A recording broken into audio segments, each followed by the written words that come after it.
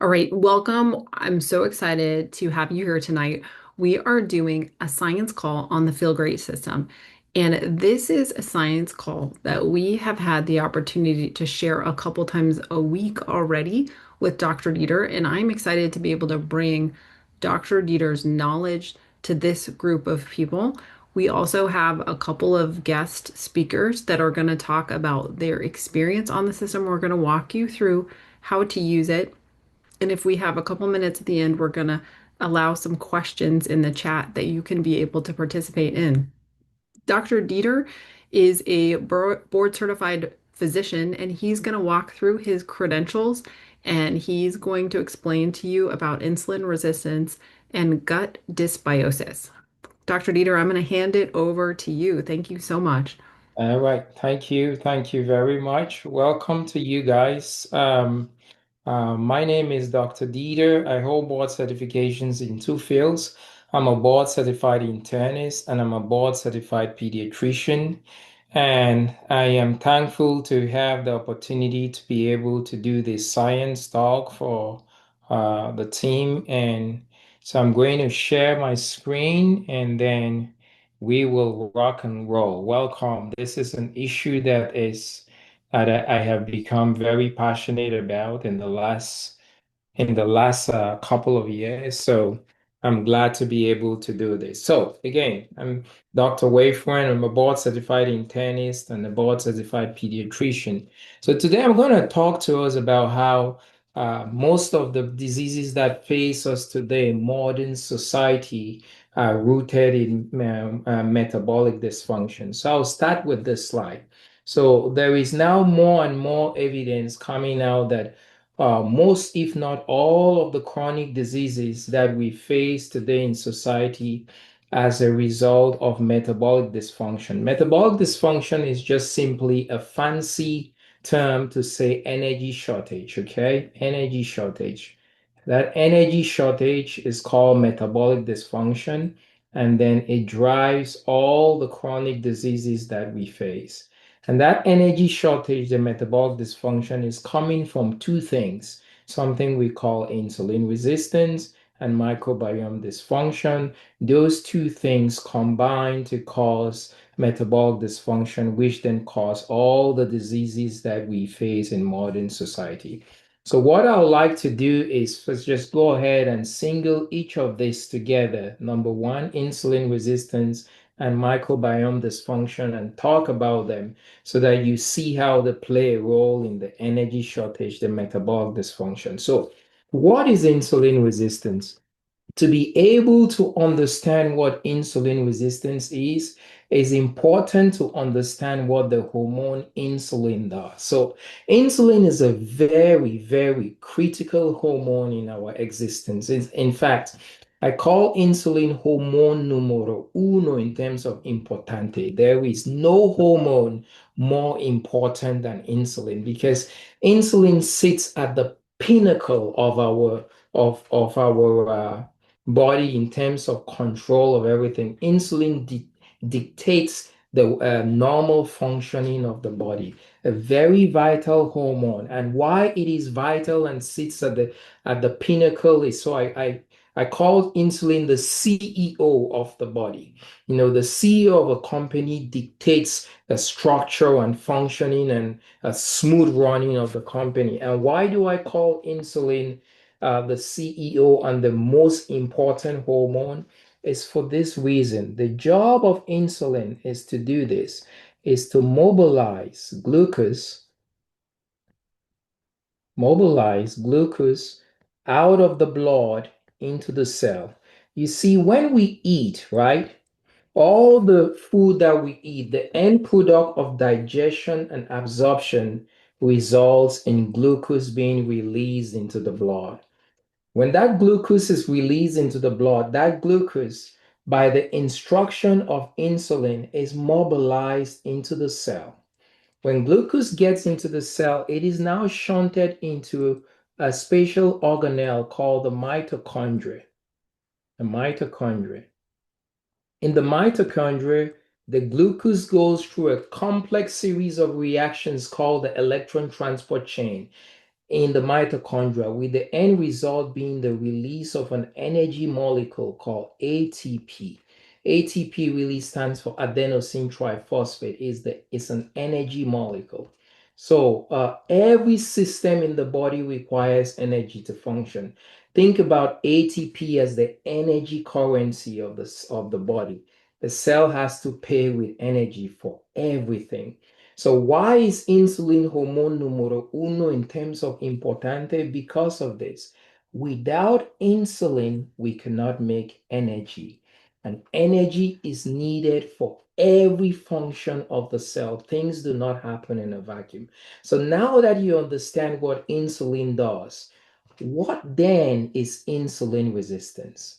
Insulin resistance, simply put, is a breakdown in this process. Anywhere where there is a breakdown in this process of insulin mobilizing glucose out of the cell, out of the blood into the cell so that energy can be made, we say you have insulin resistance. It's a breakdown. Now, how did the breakdown occur? It's important to understand how the breakdown occur. If your car breaks down and you take it to the mechanic, the first thing the mechanic does is the mechanic runs a diagnostic to understand how did George's car break down? If I understand that, then I can walk back and fix how George's car broke down. So insulin resistance is a breakdown in this process. Now, how does the breakdown of insulin resistance occur? It occurs by two processes. The first is what we call too much fat. Too much fat is the first way in which you have a breakdown.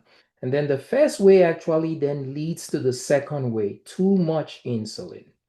And I'm going to explain it like this: too much insulin.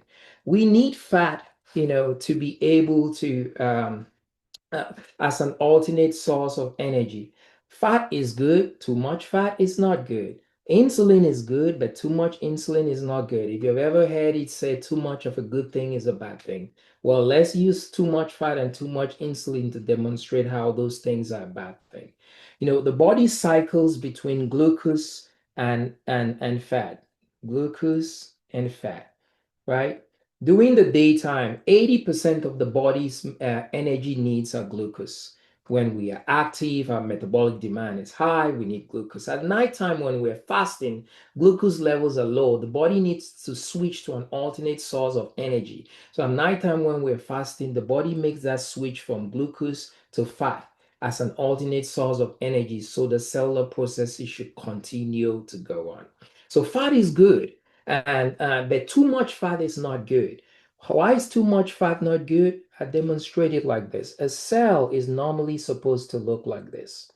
When we eat, right, all the calories that we eat is converted into glucose. That glucose is then converted into glycogen by a hormone called glucose is then converted into glycogen by a hormone called glucagon. Now, what happens is that what happens is that when we eat more calories than we're supposed to, those excess calories get converted into fat.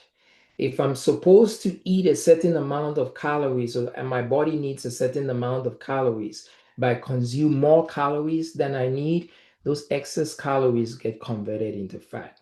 When those excess calories get converted into fat, it is more fat than the body needs. The body takes those excess calories and lumps it into this cell. This cell is normally supposed to look like this. The body takes that out, draw a replica of the cell, now takes those excess calories that have been converted into fat and lumps the fat in this cell. Okay, so this cell now becomes filled with fat.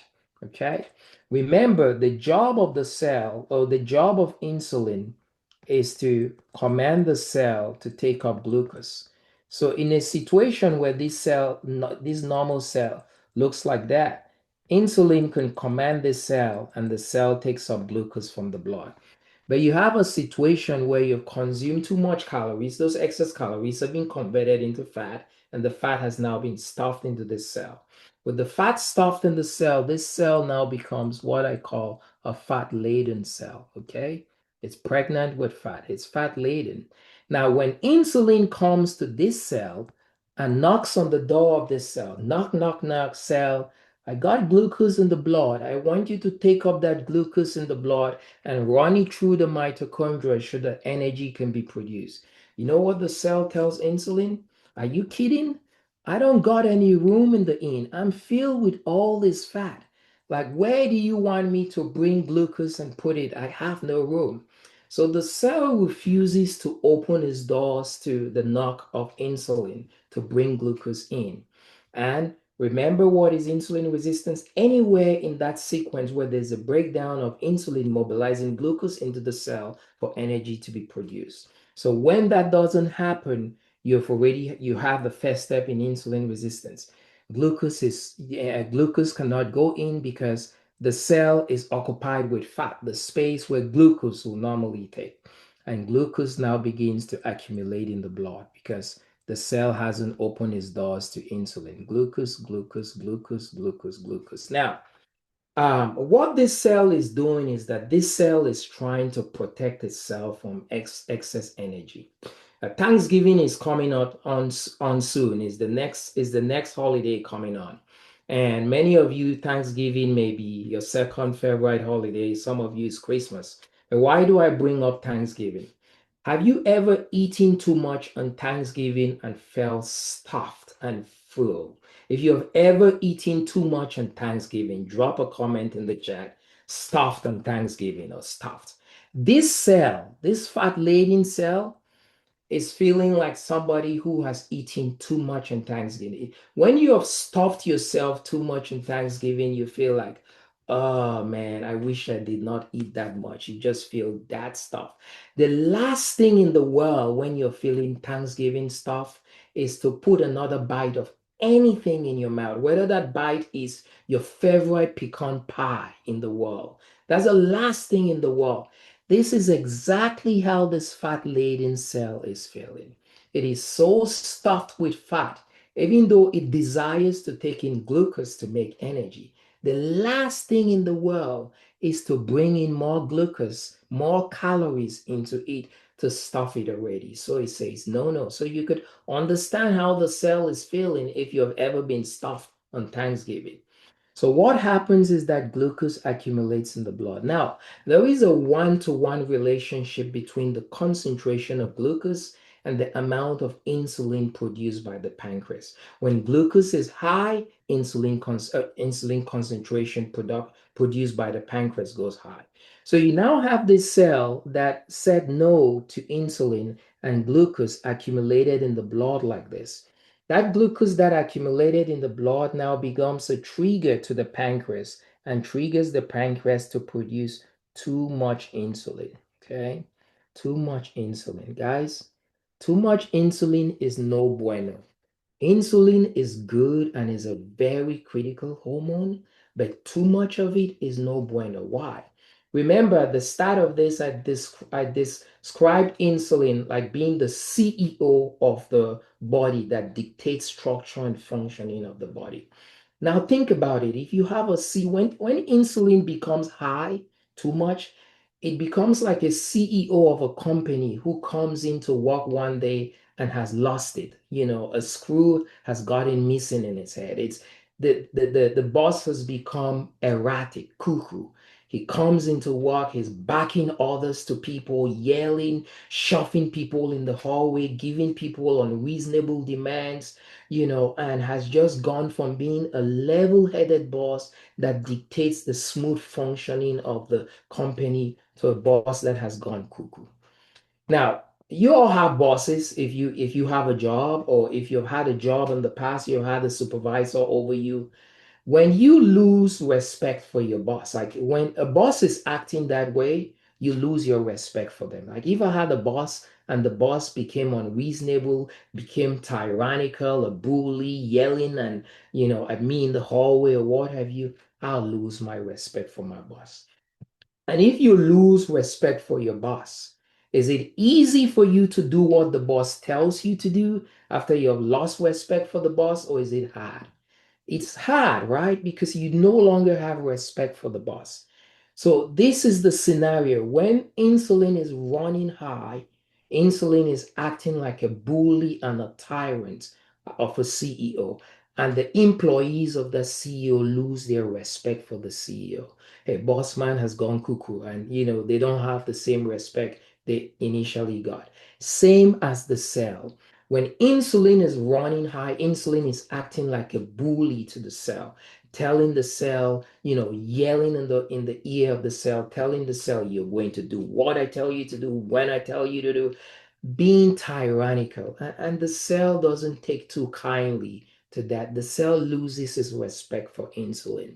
And when the cell loses its respect for insulin, the cell doesn't do the number one thing that insulin asks the cell to do, which is, hey, cell, knock, knock, knock, it's me, insulin. Open the door so that I can let glucose in. Because the cell has lost respect for insulin because insulin is tyrannical, bullying it around. When insulin knocks the door, then the cell hears insulin knocking, the cell closes the door or makes the door narrower and makes it harder for to get glucose to come into the cell. That is what too much insulin does. Now, when that happens, right, when the cell closes its doors even more, it causes the concentration of glucose in the blood to accumulate even more. The cell has lost its respect for insulin. It has tightened its door and making less and less glucose get into the cell. So more and more glucose is accumulating in the blood. Okay. That more glucose that accumulates in the blood is a further trigger to the pancreas to produce even more insulin. Oh, that's not good. Even more insulin is like a CEO that was cuckoo at this level and raises their cuckoo level to here, above the head. The employees of that CEO who had initially lost respect for the CEO lose even more respect for the CEO. Translate, the cells lose even more respect for insulin. So they close their doors even tighter because insulin is even more tyrannical. And that just causes a vicious process. They've tightened their doors, glucose accumulates in the blood again, just like that. And you just have that vicious process on and on and on. So that's how too much fat and too much insulin results in insulin resistance. Now, take note of that because when we start talking about the field grade system, you will see how the field grade system addresses these two components to reverse insulin resistance. So when you now have insulin resistance, it now translates into a slew of diseases. All of these diseases as a result of energy shortage, the shortage of ATP. Every cell requires energy to function. When a cell doesn't have the energy it needs to function, it malfunctions. The simple definition of a disease is a malfunctioned cell. That's a simple definition of a disease. Cells make tissues, tissues make organs, organs make system. So the smallest entity of all those things is a cell. So definition of a disease, a cell that has malfunctioned. Why did the cell malfunction? Because of lack of energy. So when you have insulin resistance, all of these diseases come into play. We spoke about the second thing, microbiome dysfunction, which is called dysbiosis. Let's talk about that. To be able to understand what dysbiosis is or microbiome dysfunction, I want to first make you guys understand what the microbiome is. So the microbiome is a microbial population of about 30 to 100 trillion bacteria that live in our gut. Okay, and we live in what we call a symbiotic relationship with them. We do for them, they do for you, quid quo pro, if you may put it. So what we do for these bacteria is we provide them food and shelter, and then in turn they help to do all of these functions, help to break down fiber, help to protect the gut from pathogenic bacteria. Pathogenic just simply means disease causing.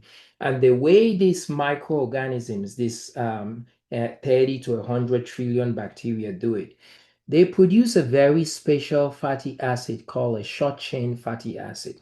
Short chain fatty acids cannot be gotten from foods or anything. They're only produced by the bacteria in the gut. So this short chain fatty acid is like the security system of the security guard of the gut. It goes to reinforce the checkpoint. So our gut cells are lined together one to another. Think about my fist as a place called a tight junction of the cell. Okay, these short chain fatty acids go to this area of the tight junction and tighten it, keep it very tight, cell to cell, so that there is no weakness. And when there is no weakness, stuff cannot spill out of the colon into the blood.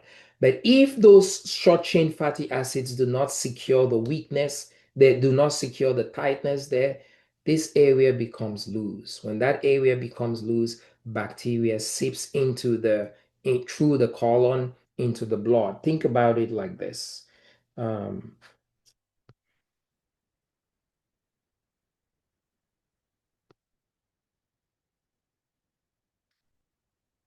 so this is a tight junction right here.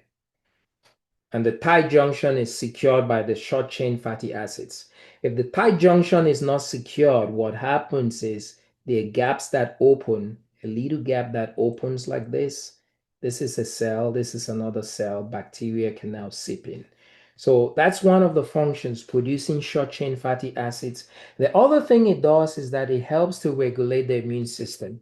You may not know it, but 70% of the body's immune system resides in the gut. The other 30% resides in the lymphatics, the lymph nodes, the bone marrow. Um, these microorganisms, the microbiome, are in charge of training the immune system to have an appropriate response to things. The immune system is our defense line, helps to protect us from diseases and what have you. So how does the microbiome help to regulate and train the immune system? It looks like this. If let's say there is a bacteria, the microbiome tells the bacteria, hey, sorry, tells the immune system, hey, you see that bacteria there? That guy's a bad guy. At the first sign that you see him, blow his head off, okay? And use a shotgun for him. Just a shotgun will do. You don't need to be too crazy. You don't need to pull out an AK-47 for him. Just a little handgun will take care of him. You see that other bacteria there? A handgun will not do. You need to be a bit more aggressive. Maybe pull out a grenade or an AK-47. Now, look, you see that other guy there? It looks like a bacteria, but he's not a bacteria. He's in camo. He's part of us. He's wearing camouflage. Don't attack him. He's part of the body cells. And that's a healthy training that the microbiome does to the immune system when the microbiome is healthy. The unhealthy training looks like this. Hey, you see that bacteria right there? He's a bad guy. You could probably take him out with a handgun, but don't use a handgun. Take him out with an AK-47. Just overpower him. It causes the immune system to be trigger happy. You see that other guy right there? It looks like he may be in camo, but you know what? We don't have time to really ask whether he's in camo or not. Just blow his head off. We're going to do an autopsy later and find out. So it trains the immune system to shoot first and ask questions later. Even if it says, if you see something that just looks like a bacteria, even though it may not be, just blow his head off. So it causes the immune system to now have a trigger happy finger and a cell that may be in camouflage. It may be your colon cell, it may be your thyroid cell, it may be your lung cell, that the immune system now attacks because it's trigger happy, and destroys it. And that's how autoimmune diseases develop from a trigger happy immune system as a result of an unhealthy microbiome. And the last thing is that it helps in the synthesis of B vitamins and B vitamins and K vitamins. Now, understanding the microbiome, dysbiosis is then the definition is when you have an imbalance in the microbial population. You see, there is bad and good bacteria in the gut. They are supposed to exist in 50-50. They're supposed to kind of keep each other in check. The good and the bad, 50-50% population. Dysbiosis or microbiome dysfunction is when the bad bacteria outnumber the good bacteria and the good bacteria become low. Why does that happen? The main reason why that happens is a shortage of food. Okay. When there is a shortage of food, first of all, the food for the microbiome is fiber. And unfortunately, in our day and age, with our foods being so processed, we're not consuming enough fiber. Because we don't take in enough fiber, that shortage of food, which is the chow for the microbiome, causes survival of the fetus to set into play. When survival of the fetus sets into play, the bad bacteria that are usually the stronger bacteria are gonna hoard the food. When they hoard the food to keep their hold and they grab on the food, they said, let's go ahead and increase our army so that we can keep our hold on the food. So they increase their army, they increase their population at the expense, of the good bacteria. And that results in imbalance. And when you have imbalance, it's dysbiosis. And it results in this slew of illnesses like this. Remember, I spoke about the trigger happy immune system. Many of these diseases on here are autoimmune diseases. Lupus is an autoimmune disease, is the immune system attacking the body cells. Hashimoto is an autoimmune disease. MS is an autoimmune disease. Celiac, an autoimmune disease. So, coming from dysbiosis, that imbalance, you may be surprised to see anxiety and depression on this list. I was surprised when I was learning this stuff that anxiety and depression were related to the gut. But when I learned about it more, it made sense. You may not know it, but 90%, 90% of the hormone or the neurotransmitter serotonin, 90% is produced in the gut. The remaining 10% is produced in the central nervous system. Okay. So if 90% of this hormone that is important in maintaining our mood is produced in the gut, when you have dysbiosis, the factory is down. When the factory is down, the factory doesn't produce its product. If the factory doesn't produce its product, no wonder you have anxiety and depression. So those are the some of the diseases that are as a result of this viruses. And this slide is not big enough. If we cannot find a slide large enough to feed all the diseases or conditions that are related to this viruses, it's a depiction of some of the diseases that may come as a result. Now, this slide I call the metabolic sequence of disease. Insulin resistance and dysbiosis. Dysbiosis has to be on here. Insulin resistance and dysbiosis result in energy, metabolic dysfunction, lack of energy or energy shortage, which then results in oxidative stress and injury to the cell. The cell is injured here. The injured cell now cries to the immune system, and an inflammatory response is deployed. When the immune system deploys the inflammatory response to rescue the cell, it comes to the cell here, but what it sees is smoke. It doesn't see fire, and the fire actually started 2 houses ago at insulin resistance, spread to metabolic dysfunction, and then spread to the cell. But there's only smoke here. And so the inflammatory response does not bring about any resolution of the issue. And this issue continues unresolved. It continues to result in this inflammation, inflammation, inflammation, inflammation, inflammation. You have a chronic inflammatory state that results in disease or symptom condition, like a chronic fire burning in you. Now, there is good news. I know all of this could sound depressing, but there is good news because we now have more and more evidence that reversal of the insulin resistance, the core of the problem, and the dysbiosis will cause a reversal of the disease condition. If I gave you a time machine and I said, Amory, go back 100 years, in the past, and look at how your great great great grandfather or your great great great grandmother was living in their times, and come back and report to me whether there was dysbiosis or diabetes or high blood pressure. When you take that time machine and go back 100 years and you come back, you're going to say, hey, Dr. Dieter, I found no type 2 diabetes. I found no CAD. I found no anxiety and depression, or I found none of this. And the reasons being that, their lifestyles, what they did and ate, did not result in insulin resistance. So we are seeing all of these diseases because of our lifestyles.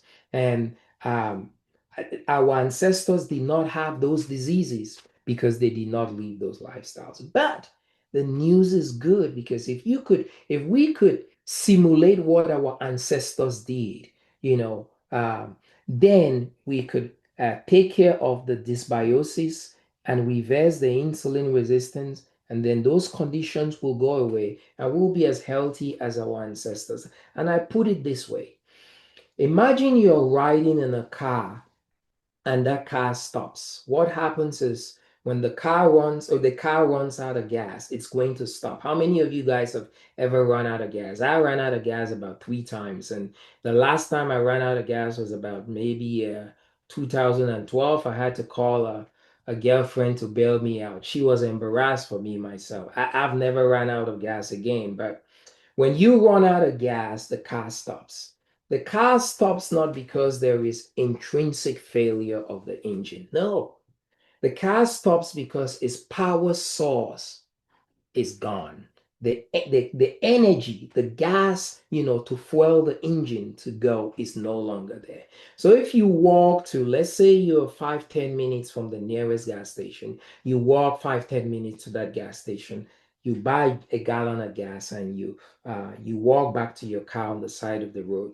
When you pump gas in that car, you go back and sit in the driver's seat and turn on the ignition, you hear this beautiful sound again. The car roars back to life again. If any of you guys have ever ran out of gas, when you put gas back in your car, you don't even have a second thought, oh, would the car start? That thought is not there because it's just so automatic. It stopped because it ran out of gas. I put gas. You're never weary that, oh, what if this car doesn't start? It's the same with the body. When the body runs out of energy, we have these disease processes. If you restore the energy just by putting gas in that car, those diseases go poof. Your diabetes, poof, gone. Your high blood pressure, poof, gone. Your sleep apnea, poof, gone. Your obesity, poof, gone. Because you reverse the core of the problem, the disease condition goes away. And so I bring you the solution, the feel great system. What is the feel great system? The feel great system is a nutraceutical product. When we talk about a nutraceutical is a product made 100% from plants, but has health benefits more than it has nutritional benefits. So that's what a nutraceutical is. And this feel great system uses the science of intermittent fasting, and lipolysis and dysbiosis, and the science of intermittent fasting and lipolysis and fiber supplementation to reverse insulin resistance and reverse dysbiosis. And so it's taking care of the core of the problem. And how does it do that, you may ask? First, let's talk about each one of them separately. The first product in the in this system, the Unimate, is made from a plant that is native to South America called the yerba mate plant. The yerba mate plant. The yerba mate plant is rich in a very special phytonutrient called chlorogenic acid. Chlorogenic acid is a polyphenol, okay? Our ancestors ate a lot of natural foods that were rich in polyphenols, and so they never had insulin resistance. So it's a polyphenol. And what chlorogenic acid does as a polyphenol is that it causes the breakdown of fat. In medical terms, we'll say lipolysis. Now, why is that useful? Let's go back to how we developed insulin resistance. So, we developed insulin resistance by a two-step process where you had a cell that was fat laden and could not take up glucose from the blood at all. Okay, and it caused glucose to accumulate in the blood because it could not take up glucose. Now, you have the unamate, this product, which causes lipolysis. The polyphenol in it causes lipolysis, a fancy medical term to say fat burning, to burn fat burning. Okay. So when you consume the yerba mate or the unamate product, it goes and causes lipolysis, and this cell that was pregnant with fat, begins to burn the fat that is in it.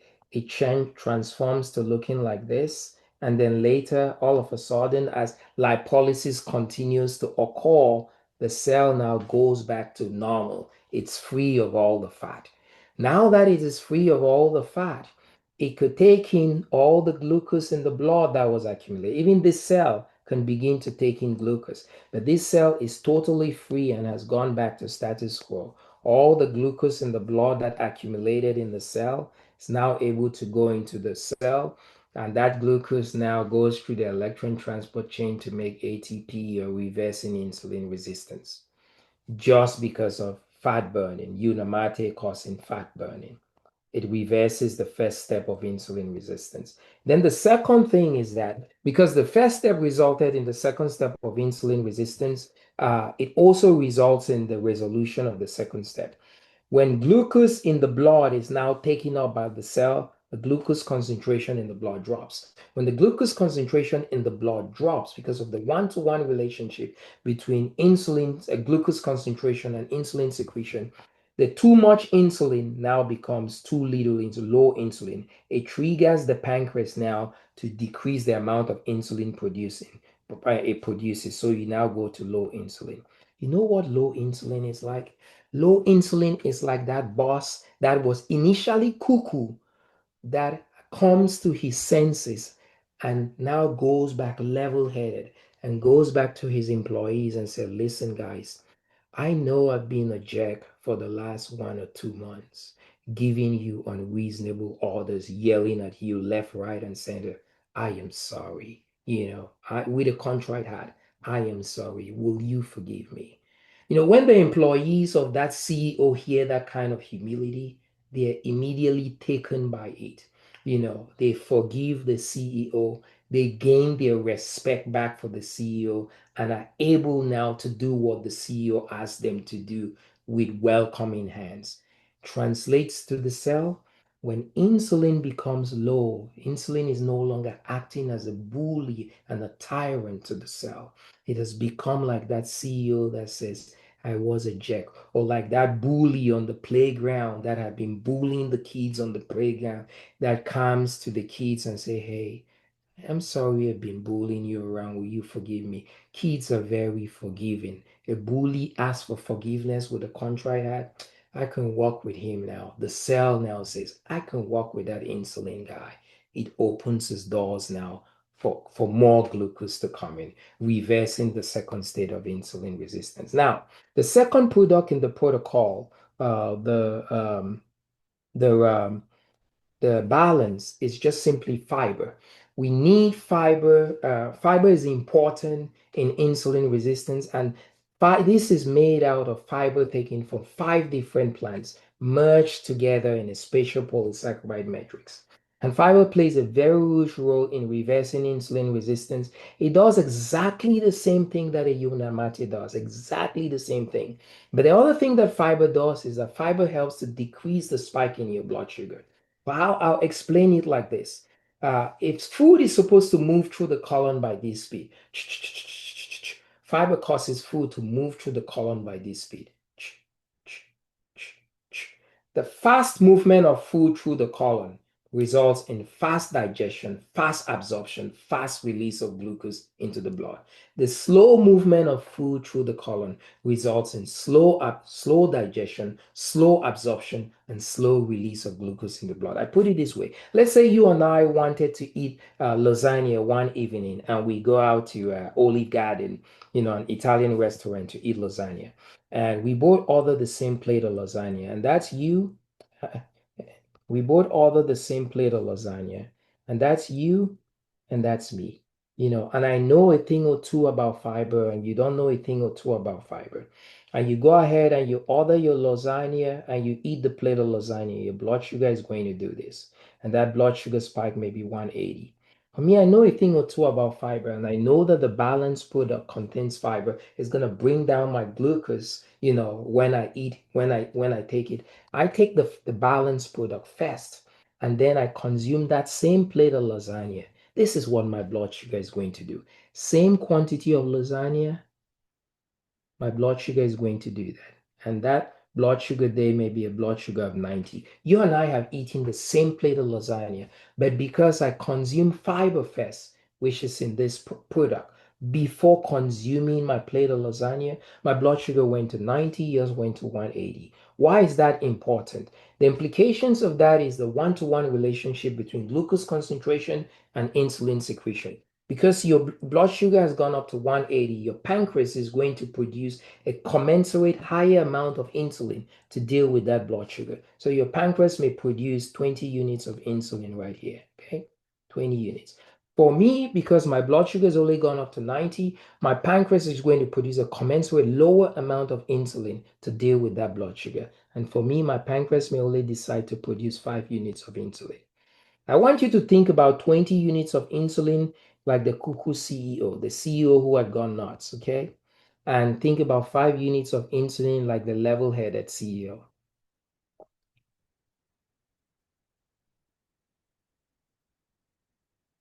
Level-headed CEO. The cell is more likely to be responsive here, will be more sensitive to insulin here. And here you'll be more resistant to insulin because of this cuckoo CEO compared to this level-headed CEO. And that's what fiber does to you. The last thing that fiber does is that fiber is food for the microbiome. So we have talked about how we have talked about how the Unimate and the balance helps in reversing insulin resistance. Fiber does dysbiosis, helps in reversing dysbiosis because fiber is food for the microbiome. Every living organism, whether it's a lion in the jungle of Africa, a bacteria in your gut needs food. And when you feed the bacteria in the gut fiber, there is food enough for the good and the bad. Happy, everybody is happy, enough food to go around, and it prevents you from developing dysbiosis. Or if you have dysbiosis, it now reverses that dysbiosis when there is more food. So I end by saying this: the feel great system offers a solution, for us to be able to reverse the root causes of the chronic diseases that face us in modern society, insulin resistance and dysbiosis. And that is good news. So if you suffer from any chronic medical conditions related to dysbiosis or any chronic medical conditions related to insulin resistance, just like that car that started again when gas was put into it. If you restore the energy balance by reversing insulin resistance and dysbiosis, you could reclaim your health again and begin to thrive again. And that's what the Feel Great system offers for you. Thank you very much, Emery. I'll end here and I will pass it back to you. Thank you. Thank you. I'm going to leave you spot on spotlight. I'm going to show you an example of some additional proof of how people who have used this system have really had an opportunity to change their health. Let me start by just giving you a couple of examples. The first one is our speaker here tonight is a doctor, and this is before he had discovered intermittent fasting. This picture on the left. Then he learned about this is 5 years of regular intermittent fasting and jogging 3 times a week. Then the difference between this black jacket and the pink jacket is 2.5 months using the Feel Great system, the Unimate and balance. So you can see the difference. It's in his look, his inflammation, what has happened with his body. I want to show you a couple more examples. This is 35 days on the system, someone who was actually hospitalized with insulin resistance issues. And coming out of the hospital, getting on the Feel Great system, 35 days later, you can see the difference in body mass inflammation reduced. So this is Kimberly, And this is 60 days from the time that she started the system until this picture. She was getting ready for a wedding. And you can see how inflammation can quickly be reduced with this system. This is Angelita. She is a nurse practitioner, and you can see that she was thin to start off with. And this is a couple months using the system. But what was so significant for her is that she had been on depression, anxiety medications for almost a decade before she found the Feel Great system. When she started using this in a couple months for the first time, she did not need to refill her prescription for the depression and anxiety, which came as a surprise to her. And now she continues months later, almost, I think, 8 months on the system, still feeling amazing. This is my friend Dr. Marla. She's probably on this call. This was her on a cruise. And what she realized, she was walking with a cane when she was on this cruise. And you can see here, she looks like we call her kind of the Aunt Mabel picture here.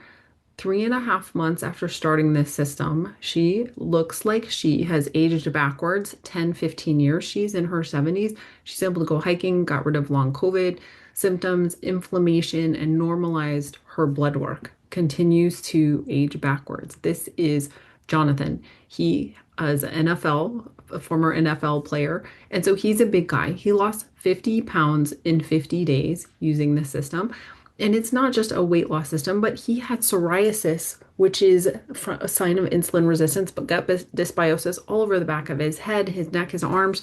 And what he found, I don't have pictures of him, but I can show you, was within 50 days, he had no more symptoms of psoriasis. And this is something he'd been struggling with for 20 years. But this is a picture of Claudia's psoriasis. Claudia had been suffering with psoriasis for since the time she was a teenager.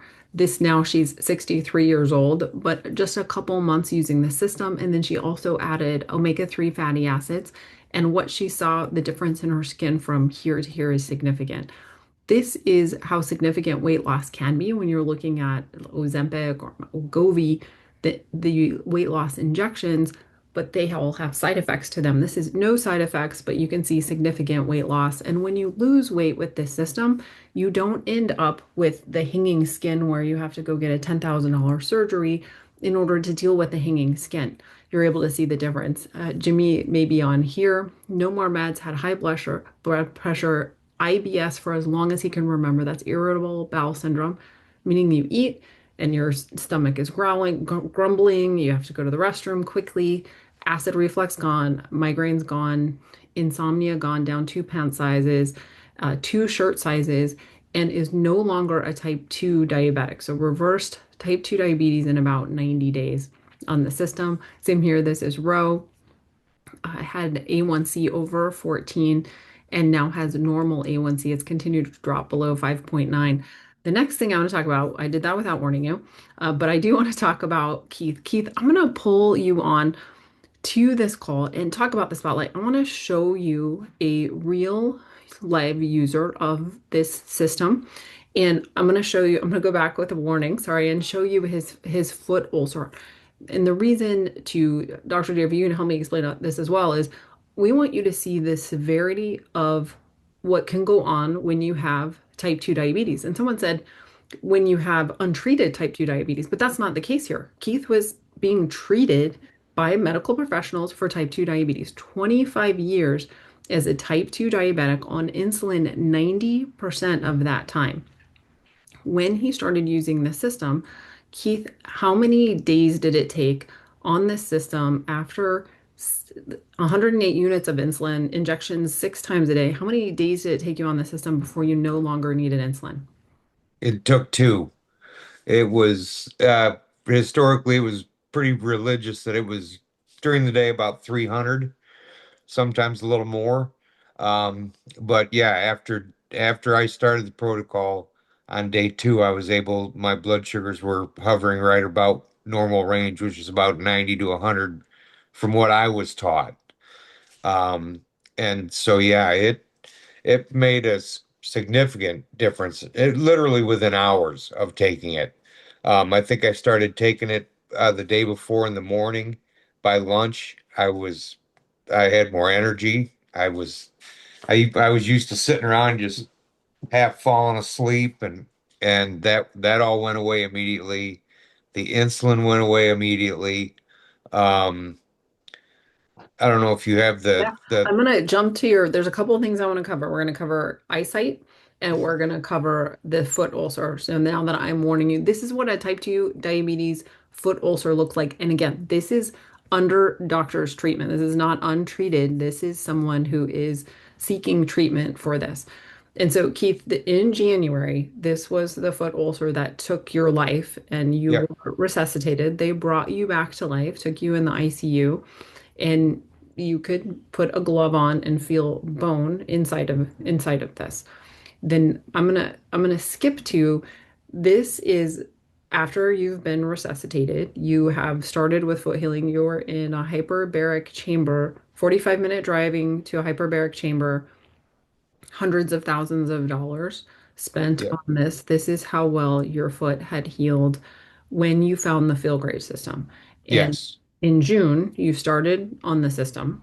And I'm going to show this is from the time that before he started the system, how well it has healed. And then this, just to give you the summary, this is what his foot looks like now. When did we take this picture? About 2 weeks ago, week and a half ago? Yeah, something like that, 2 or 3 weeks ago. Hmm. But yeah, they found the ulcer in December of last year, and then that's where it was at when I went in the hospital.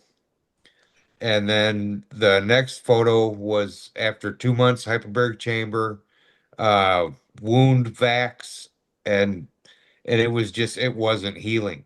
And then I started the protocol, and in about 6 weeks, 7 weeks, that's what my foot healed into. Hmm.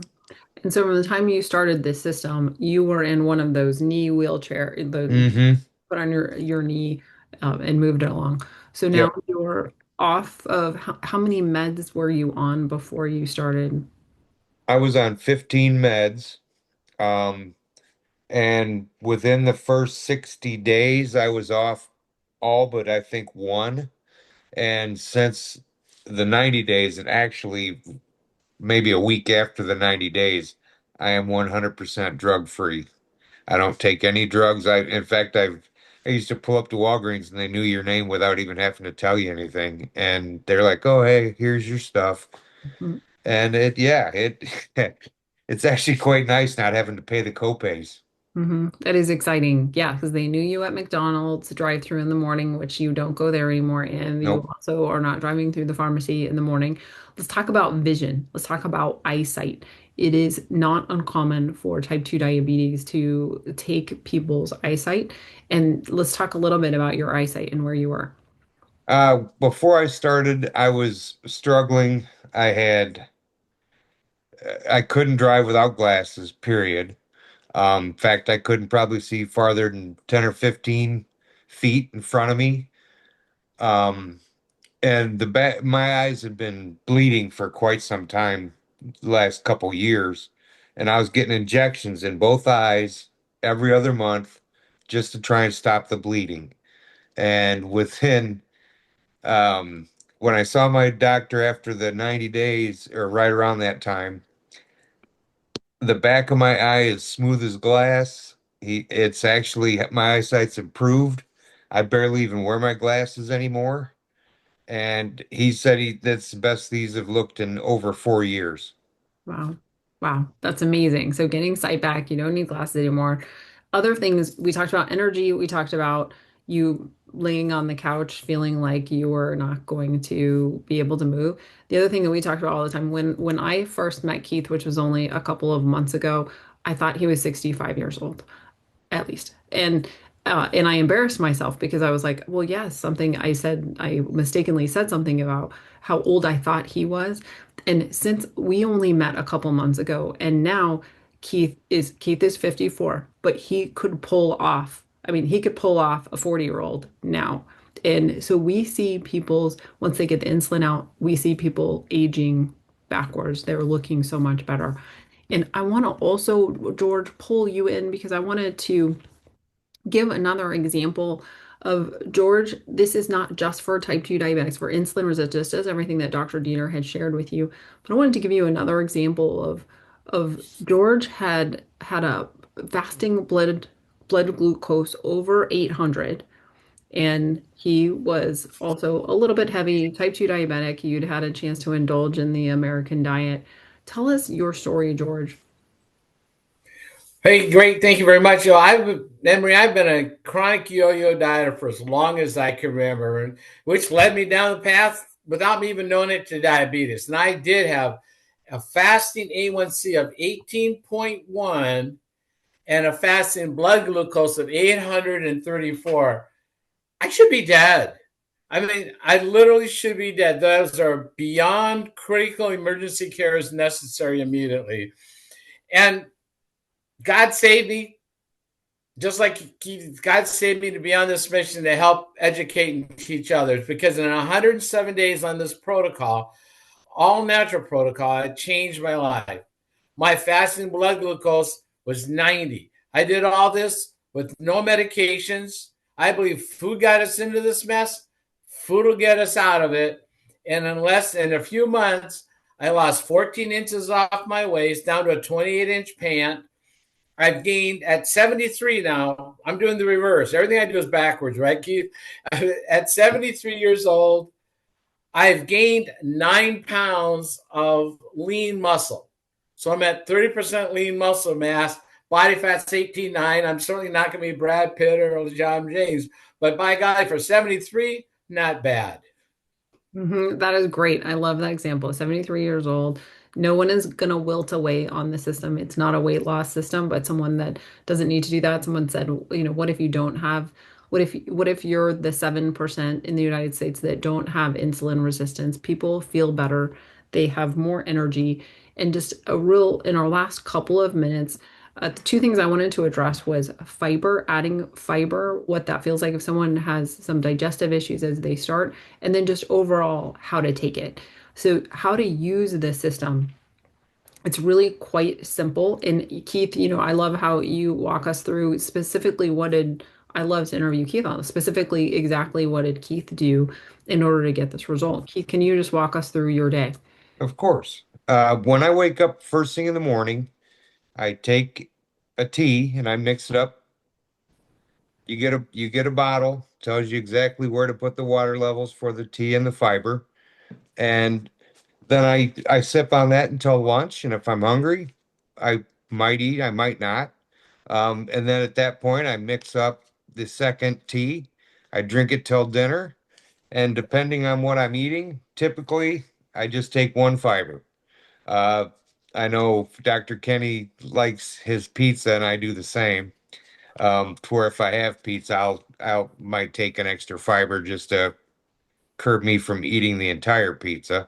Mhm. But and then usually in the at dinner time after dinner, I should say, I'll mix up. Sometimes I mix up a third tea, which carries over till the next day, and I just keep it on my nightstand. So if I wake up and I've got a little craving, I can just take a sip and peacefully go back to bed. And it literally is that easy, other than you want to make sure and use proper food order because that'll lower your blood sugars by an extra 43%. But you want your fats, your veggies, your meats, and then if you want carbs, I still love carbs. I just don't, I eat them dead last. So by the time I eat them, the other thing is that the fiber keeps you satiated much longer. So it's so simple. And I thought I was going to struggle being that I went to McDonald's every single morning, and it was surprisingly easy. I love it. Thank you so much. And we also have a question about type 1 diabetes.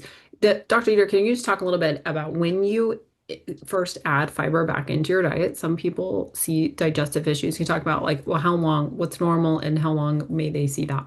Yeah, so it's really dependent. It's patient dependent, based on where you are in your dysbiosis profile. Some people start the fiber and have no issues at all. Some people do, and they have issues with constipation, bloating, which may last on average is about 1 to 2 weeks. I personally had constipation for 12 days And by the 13th day, my constipation was gone. So what's really happening is that your colon is trying to get acclimatized to that amount of fiber. A man is supposed to take in at least 38 grams of fiber a day. A woman is supposed to take in at least 25 grams of fiber a day. In the US, because our foods are so processed, the NIH reports that the average man and woman is taking in 10 to 12 grams of fiber a day. So that's about less than 50% of the required dietary amount. So when you start consuming this fiber, you're now close to the required dietary amount that your colon has not seen in decades. So your colon is like, whoa, what's up there? What is this that you're giving me? So your colon should have been seeing this and be used to it, but it has not seen it in years and years and years. So it's gonna take some adjusting of the colon. Some adjusting of the colon to acclimatize to that load of fiber. Most people typically is within 1 to 2 weeks. Some people it stretches to 3 to 4 weeks, but a lot of people fall in the 1 to 2 weeks. It's a transient period of bloating or constipation that goes away once your colon acclimatizes to that fiber load. Hmm. So And there's two things. So Dr. Dieter is not saying that he did not have a bowel movement for 12 days, but he struggled, like he could that's feel correct. constipated doesn't mean Exactly, lost. exactly. It Thanks for means, clarifying that. Yeah, it's not that I didn't have a bowel movement for 12 days. I had symptoms of constipation for 12 days. I was, straining to poop, and my frequency of going to the bathroom went from daily to every 3 days, doing those 12-day period. Yeah. Mhm. And when you stop and you start the whole process over. It's better to be consistent. And if you're struggling, slow down to part of a packet of balance versus stopping. Because every time you stop, all of that good microbiome has to rebuild. Your body has to reacclimate. So if you're struggling and you're uncomfortable, just reduce the amount that you're taking, but keep using it. Get through to the other side. Every single person gets through to the other side and has an improved gut health. There's one final question. We're a little bit over time. Type 1 diabetes. How does this work for type 1 diabetics? Wonderful. First of all, a lot of type 1 diabetics, have a component of type 2 diabetes, insulin resistance. Okay. So if you just have to take the component of type 1 diabetes, they're requiring a high amount of insulin. They're requiring insulin, to deal with their genetic insulin deficiency. Then you add on the component of type 2 diabetes, which is insulin resistance, playing a second role in how much insulin. Insulin resistance means that if you need 2 units of insulin to do the job, to do a particular job of a blood, to move a blood sugar. Insulin resistance then now means that 2 unit is not enough. You now need 5 units of insulin to do that same job that 2 units will do. So that's what insulin resistance is, that a lot of type 2 diabetics, type 1 diabetics also have.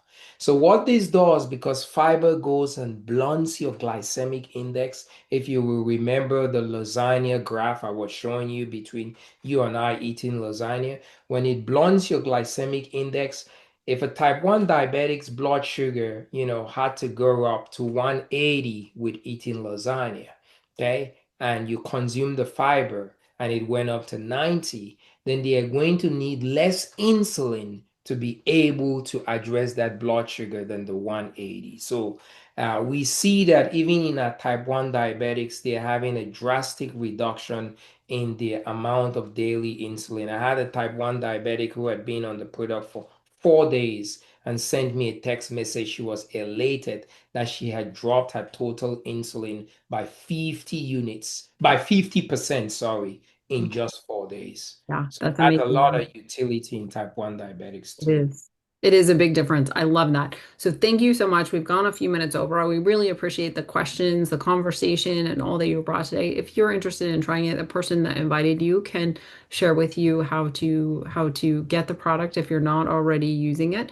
We do a science call every Tuesday night. Dr. Dieter gives a science presentation on Sunday, Mondays, and Fridays at 7 p.m. Central. If you would like to see this again, if you have someone that you think would be helped by this message. So thank you so much for being on tonight. Thank you, Dr. Dieter. Thank you, Keith, and thank you, George, for being here as well. Good night. Thank you. Good night.